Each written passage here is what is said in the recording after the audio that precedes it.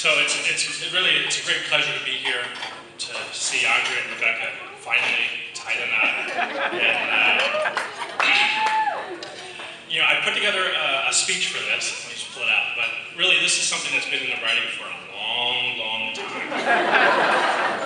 I think for a lot of us in the room, we breathe a collective sigh of relief that really Andre and Rebecca as well, that they're both now getting married, finally. So how'd this come about? I've had the pleasure of working the past 2 years in New York City, just around the same time that Andre met Rebecca. So during that time, I've also been getting close to Rebecca. And now I understand why Andre has finally decided to get married after all of these years. I'm going to keep drilling that home, but I think Rebecca brings a special bunch of qualities that finally made his list. And what are those? Does anyone? One of them, she definitely hits him home in the stomach. She prepares food, and she does a pretty good job at it because I've tasted some of it Sunday evenings when I sneak over to their place for some food. But she's also caring and respectful. She does take a lot of care of Andre and his needs around what he needs to take care of himself. So I think finally he sees that he found someone that could not only love him, but someone who could help take care of him as well. But I think also he found someone that helped pull him out of the darkness of the various different people he has met. He finally met someone that has pulled him out of the darkness of not being married or not being committed to actually realizing that commitment can be a good thing. And so, over that time in New York, I think it's been a special time. And me being his twin brother, watching this happen since I got married 14 years ago, to finally see him with his eyes, and this is important, to want to commit to a longer-term relationship. When I first got to New York, I'd say I was at first kind of like, oh, well, maybe not, but as time went on, I could see this was true, and this was a true relationship that he was putting the time and effort into to finally make happen. And as we can see here tonight, this has finally happened, and I'm very happy, as all of you are here tonight, that he's finally getting married. Now, since he's waited this long, I think he looked at the rest of us that were married, and he was kind of using us as his sounding board to kind of base what he wanted in a marriage. So as they embark on this new journey together, here's a few words of advice that you may or may not have picked up from those of us that are already married. And I'm just going to give 3 points here.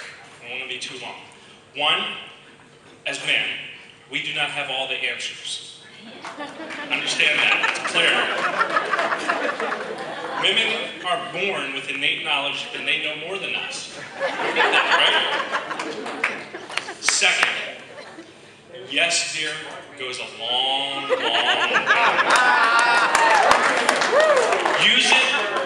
Use it often, and it will carry you for a long time. And finally, third, accept point number 1. We do not know anything. So those are the 3 most important points. And then finally, as you start on this, what I call journey of marriage, which is really taking you down a path now jointly together where you have to, be working together, facing your own challenges and as a unique, or as one couple now, instead of individually, which brings on its own unique circumstances.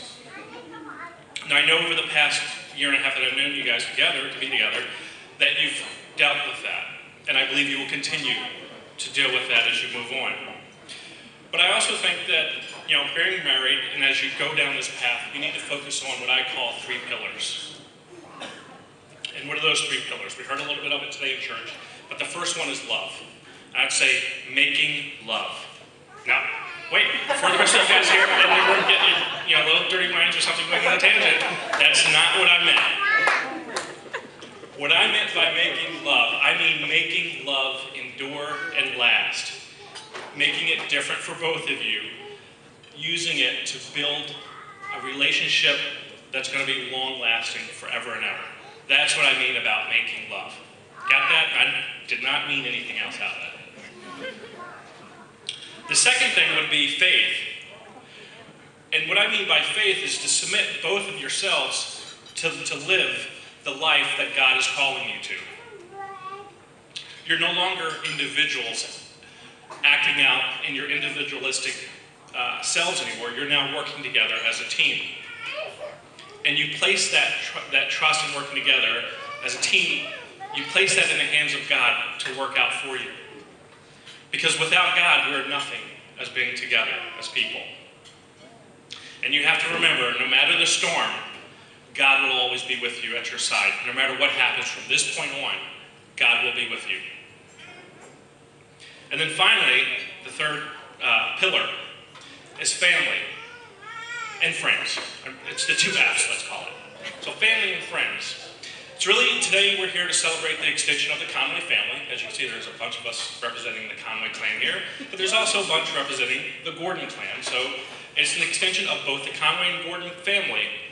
And we ask that Andre and Rebecca contribute to making the clan a little bit larger.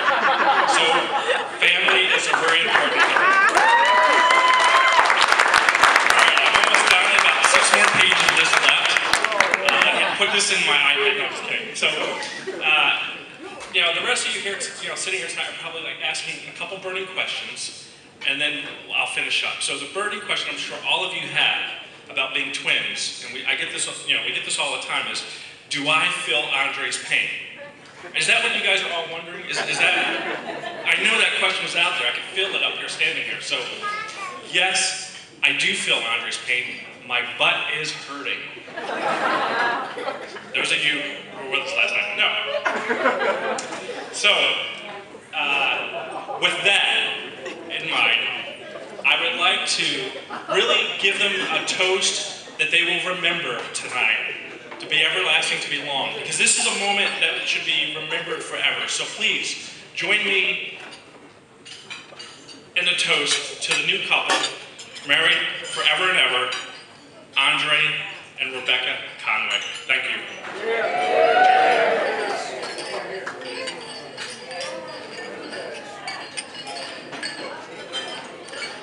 And let me introduce next the luscious Heather.